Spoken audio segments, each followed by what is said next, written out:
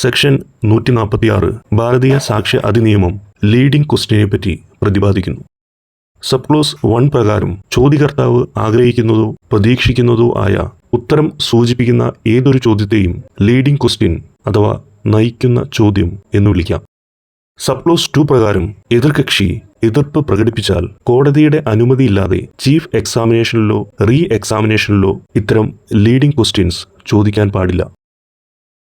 Sub close 3 പ്രകാരം ആമുഖമോ തർക്കമില്ലാത്തതോ ആയ കാര്യങ്ങളെക്കുറിച്ചുള്ള ലീഡിംഗ് ക്വസ്റ്റ്യൻസ് അല്ലെങ്കിൽ ഇതിനകം തന്നെ മതിയായ രീതിയിൽ തെളിയിക്കപ്പെട്ടിട്ടുള്ളവയെ പറ്റിയുള്ള ലീഡിംഗ് ക്വസ്റ്റ്യൻസ് കോടതിക്ക് അനുവദിക്കാം. സബ് ക്ലോസ് 4 പ്രകാരം ക്രോസ് വിസ്താരത്തിൽ ലീഡിംഗ് ക്വസ്റ്റ്യൻസ് ചോദിക്കാവുന്നതാണ്.